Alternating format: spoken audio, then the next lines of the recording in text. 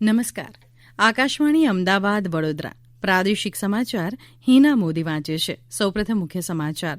મુખ્યમંત્રી વિજય રૂપાણીએ મહેસાણા જિલ્લા માટે 287 કરોડ રૂપિયાની પાણી પુરવઠા યોજનાનું ભૂમિપૂજન કર્યું. કેન્દ્રીય આરોગ્ય સચિવ રાજીવ ભૂષણે જણાવ્યું છે કે દેશમાં કોરોના રસીના ઉત્પાદન અને વિતરણ માટે સંપૂર્ણ વ્યવસ્થા કરાઈ રહી છે. રાજ્યમાં કોવિડ-19થી સાજા થવાનો દર 91.70% થયો અને સચિવાલય ખાતે મહેસૂલ વિભાગના કર્મચારી સામેના ખાતાકીય તપાસના કેસોના નિકાલ માટે લોક અદાલત જેવું તંત્ર ઊભું કરાશે. સમાચાર વિગતવાર. મહેસાણા ખાતે મુખ્યમંત્રી વિજય રૂપાણીએ 287 કરોડ રૂપિયાની પાણી પુરવઠા યોજનાઓના ખાતમુહૂર્ત કરતાં જણાવ્યું કે ગુજરાતને વોટર સરપ્લસ રાજ્ય બનાવવા માટે ભગીરથ મહેનત ઉપાડી છે અને સફળતા તરફ રાજ્ય આગળ વધી રહ્યું છે. પાણી જેવી પાયાની સુવિધા દરેકને આપવા માટે ભાજપ સરકાર અતિ ગંભીર હોવાનું જણાવતા શ્રી રૂપાણીએ કહ્યું હતું કે માથાદીઠ પાણીની ઉપલબ્ધિ 45 લીટરમાંથી 150 લીટર ઉપર પહોંચાડી છે. નાયબ મુખ્યમંત્રી નીતિનભાઈ પટેલે આ પ્રસંગે જણાવ્યું હતું કે ગુજરાતના તમામ શહેર અને ગામડાઓમાં પીવાનું શુદ્ધ પાણી પૂરતી માત્રામાં આપવા સરકાર સંકલ્પબદ્ધ છે.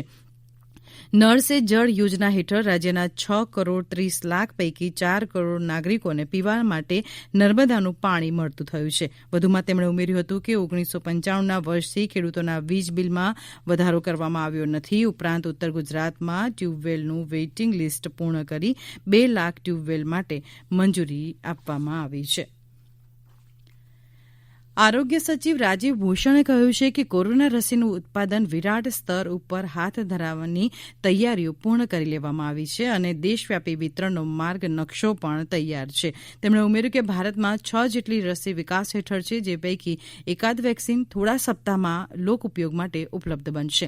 વેક્સિનનું સંશોધન કરતા વૈજ્ઞાનિક અને ઉત્પાદકો સાથે પ્રધાનમંત્રી નરેન્દ્ર મોદી સીધા સંપર્કમાં છે અને સફળતા વહેલી તકે હાથ લાગે તેવી કોશિશ કરી રહ્યા છે. કોરોના સંક્રમણમાં ઘટાડો થઈ રહ્યો હોવાનું જણાવતા તેમણે ઉમેર્યું કે દુનિયામાં કોરોના પોઝિટિવ કેસની સંખ્યા વધી રહી છે, ત્યારે ભારતમાં ઉત્તરોત્તર ઘટાડો નોંધાઈ રહ્યો છે. દેશમાં સક્રિય કેસની સંખ્યા 4 લાખથી પણ ઘટી ગઈ છે અને કુલ કેસના 54% દર્દીઓ મહારાષ્ટ્ર, કર્ણાટક, કેરળ, પશ્ચિમ બંગાળ અને દિલ્હીમાં નોંધાયા છે. પંચમહાલ જિલ્લામાં કોવિડ વેક્સિનેશનની પૂર્વ તૈયારીઓના ભાગરૂપે સૌથી પહેલા કોને કોને રસી મૂકવી પડશે તેની માહિતી એકત્ર કરવાનું કામ શરૂ કરી દેવામાં આવ્યું છે. પંચમહાલ જિલ્લામાં હેલ્થકેર વર્કર્સ સહિત કોરોના કામગીરી સાથે સંકળાયેલ તેમજ સંક્રમણનું વધુ જોખમ ધરાવતા સરકારી, અર્ધ સરકારી, ખાનગી કોન્ટ્રાક્ચ્યુઅલ કર્મચારીઓના ડેટા એકત્રીકરણ અને ઓનલાઈન અપલોડ કરવાની કામગીરી હાથ ધરવામાં આવી છે.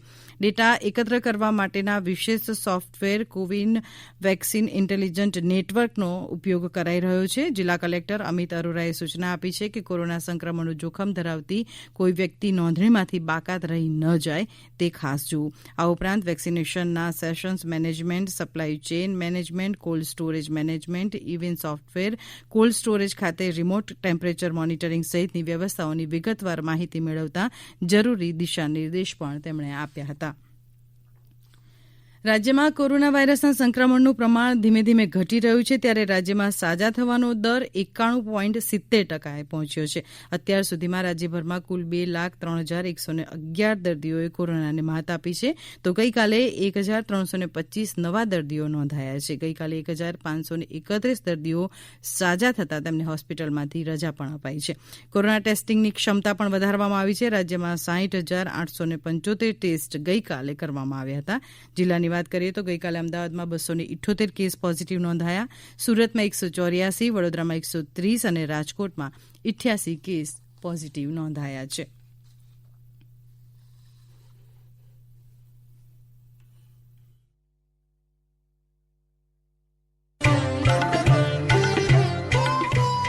કોવિડથી બચવાના મહત્વપૂર્ણ 3 ઉપાય: માસ્ક પહેરો, 2 ગજનું સલામત અંતર જાળવો અને હાથ સાફ રાખો.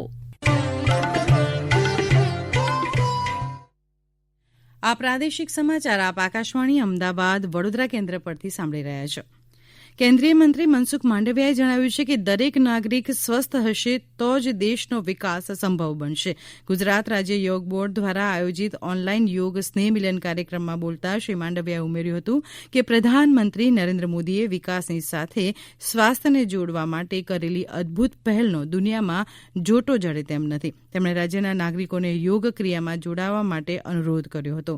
ગુજરાત રાજ્ય યોગ બોર્ડના ચેરમેન અને યોગ સેવક શિષપાલજીએ જણાવ્યું હતું કે રાજ્યના તમામ જિલ્લામાં 126 જેટલા યોગ કોચને તાલીમ આપવામાં આવી છે અને આ તાલીમ પામેલ યોગ કોચ દ્વારા સમગ્ર રાજ્યમાં 10,000થી વધુ યોગ ટ્રેનરોને તૈયાર કરવામાં આવ્યા છે, જેના લીધે 5,000 યોગ વર્ગ શરૂ થઈ ચૂકેલા છે.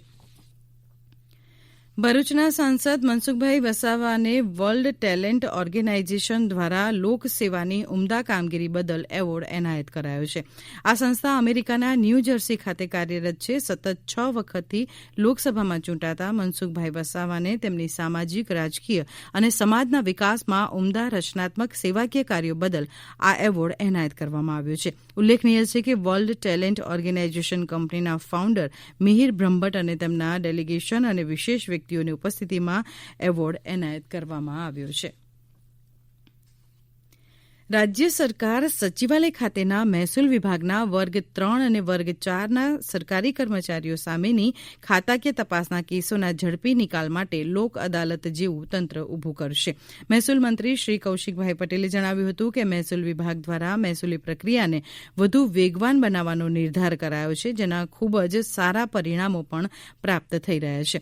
મંત્રી શ્રી પટેલે ઉમેર્યું હતું કે હવે સચિવાલયના મહેસૂલ વિભાગના વર્ગ 3 અને વર્ગ 4ના સરકારી કર્મચારીઓ સામેની ખાતાકીય તપાસના કેસોના ઝડપી નિકાલ માટે લોક અદાલત જેવું તંત્ર ઊભું કરવા માટે મહેસૂલ વિભાગના તારીખ 2/12/2020ના ઠરાવથી જમીન સુધારણા કમિશનરશ્રી અને હોદ્દાની રૂએ સચિવશ્રીના અધ્યક્ષતામાં ઉચ્ચ કક્ષાની સમિતિની રચના કરવામાં આવી છે, જેમાં મહેસૂલ વિભાગના અધિક સંયુક્ત નાયબ સચિવશ્રી આ સમિતિના સભ્ય અને મહેસૂલ વિભાગના અધિક સંયુક્ત નાયબ સચિવ શ્રી મહેકમ આ સમિતિના સભ્ય સચિવ રહેશે. આ વ્યવસ્થાની સચિવાલયના મહેસૂલ વિભાગના વર્ગ 3 અને વર્ગ 4ના સરકારી કર્મચારીઓ સામેના ખાતાકીય તપાસના પ્રશ્નોનો ઝડપથી નિકાલ થશે, તેમજ લાંબી પ્રક્રિયામાંથી મુક્તિ મળશે. ભારત બંધના એલાનને ગુજરાતની જનતાનો ટેકો મહદઅંશે મળ્યો નથી તેવા અહેવાલ જિલ્લાવાર પ્રતિનિધિઓ પાસેથી અમને મળ્યા હતા. અનેક ગામ શહેરમાં સ્વેચ્છાએ ખુલેલા બજાર બંધ કરાવવા નીકળેલા તત્વો સાથે તંત્રએ કડક હાથે કામગીરી લઈને અનેકની અટકાયત પણ કરી. વિરોધ પક્ષના નેતા પરેશ ધાનાણી સહિત કોંગ્રેસના અનેક ધારાસભ્યોની અટકાયત કરવામાં આવી હતી. અમદાવાદ, વડોદરા, સુરત અને રાજકોટમાં વેપાર ધંધાને કોઈ અસર દેખાઈ નથી, તો જનજીવન પણ રાબેતા મુજબ ચાલતું રહ્યું હતું. અલબત્ત કાયદો વ્યવસ્થામાં વિક્ષેપનો પ્રયત્ન કરનાર રાજકીય કાર્યકરોને પોલીસ તંત્રએ ઠેર ઠેર નાકામયાબ બનાવ્યા હોવાના પણ અહેવાલ અમને મળ્યા હતા. વડોદરા શહેર અને જિલ્લામાં બંધને મિશ્ર પ્રતિસાદ મળ્યો હોવાનું અમારા પ્રતિનિધિ જણાવ્યું. વડોદરામાં વેપારી મંડળોએ બજાર ખુલ્લા રાખવાનું નક્કી કર્યું હતું, પરંતુ કોંગ્રેસના કાર્યકરોએ હાઈવે ઉપર ટ્રાફિક જામ કરવાનો પ્રયત્ન કરતા પોલીસે તેમની અટકાયત કરી હતી. તો રાજકોટમાં બજાર બંધ કરવા માટે અરાજકતા ફેલાવી શકે તેવા તત્વોને પોલીસે વહેલી સવારથી જ અટકાયતમાં લઈ ઘર્ષણ ટાળ્યું હતું. સુરતમાં હીરા અને ટેક્સટાઇલ બજાર બંધ કરાવવા માટેની કોશિશ કોંગ્રેસના કાર્યકરોએ કરી હતી, પરંતુ પોલીસ ટુકડીએ સમય સૂચકતા વાપરી આગેવાન તથા કાર્યકરોને પકડી લીધા હતા. નવસારી, ચીખલી અને બિલીમોરામાં પણ કોંગ્રેસ કાર્યકરોને પોલીસે પકડીને વેપારીઓ ભય વગર દુકાનો ખુલ્લી રાખી શકે તેવી વ્યવસ્થા ગોઠવી હતી. ભારત સરકાર દ્વારા ખેડૂતોની આવક વધે અને તેમનું જીવન ધોરણ ઊંચું આવે તે હેતુથી વિવિધ સહકારી યોજનાઓ બનાવી છે, જેનો લાભ પાટણ જિલ્લાના છેવાડાના ગામ રાધનપુર તાલુકાના કામલપુર ગામના પ્રગતિશીલ ખેડૂત જેસંગભાઈએ બાગાયતી ખેતી અપનાવીને લીધો છે. તેમણે રાષ્ટ્રીય કૃષિ વિકાસ યોજના હેઠળ 2 લાખની સબસિડી લઈ ખેતરમાં જ પાક સંગ્રહ થાય તે માટે ગોડાઉન બનાવ્યું તથા બીજા 2 લાખનું પેકેજિંગ હાઉસ ઊભું કર્યું છે. કેન્દ્રીય સરકારના ગ્રામીણ વિકાસ મંત્રાલય દ્વારા ગ્રામ્ય કક્ષાએ ખેડૂત ભાઈઓ બહેનોને સ્વરોજગાર પ્રાપ્ત થાય તે હેતુથી સમગ્ર ગુજરાત રાજ્યમાં 28 જિલ્લામાં સેટ ઇન્સ્ટિટ્યૂટ કાર્યરત છે. આ સંસ્થા વિવિધ પ્રકારના વિષયો, જેમાં ખાસ કરીને બ્યુટી પાર્લર, ડેરી ફાર્મિંગ, પશુપાલન, food processing, candle making, computer, video editing અને ફોટોગ્રાફી જેવા વિષયો જિલ્લા કક્ષાએ વિનામૂલ્યે રહેવા જમવા સાથે શીખવવામાં આવે છે. ભરૂચના નર્મદા ચોકડી નજીક નેશનલ હાઇવે નંબર 48ને અડીને આવેલ હોટલ ન્યાય મંદિરમાં ગઈકાલે રાત્રે અચાનક આગ લાગી જતા અફરાતફરીનો માહોલ સર્જાયો હતો. હોટલમાં લાગેલી આગને કારણે વાહનોને ડાયવર્ટ કરવામાં આવ્યા હતા. આગ ભીષણ હોવાથી મોટું નુકસાન થયું હોવાનું જાણવા મળ્યું છે. પંચમહાલ જિલ્લામાં પ્રવાસન સમિતિની બેઠક યોજાઈ. બેઠકમાં પાવાગઢ પરિક્રમાના માર્ગ માટે વોકવે, પાથવે સહિતની આવશ્યક સુવિધાઓ, પાવાગઢ મંદિર અને ડુંગરના માર્ગો પર સહિતના કામોને મંજૂરી આપવામાં આવી હતી. પંચમહોત્સવની સાઇટ અને વિવિધ સ્થાપત્યોની યોજના બાબતે સાઇટના વિકાસ સંચાલન ઉપરાંત ગોધરા કનવેલાવ તળાવના બ્યુટિફિકેશનના અને ડેવલપમેન્ટ પ્લાન વિશે માહિતી મેળવી ઝડપી બનાવવા સૂચના અપાઈ હતી. અંતમાં મુખ્ય સમાચાર ફરી એકવાર. મુખ્યમંત્રી વિજય રૂપાણીએ મહેસાણા જિલ્લા માટે 287 કરોડ રૂપિયાની પાણી પુરવઠા યોજનાનું ભૂમિપૂજન કર્યું. કેન્દ્રીય આરોગ્ય સચિવ રાજીવ ભૂષણે જણાવ્યું કે દેશમાં કોરોના રસીના ઉત્પાદન અને વિતરણ માટે સંપૂર્ણ વ્યવસ્થા કરાઈ છે. રાજ્યમાં કોવિડ-19થી સાજા થવાનો દર 91.70% થયો.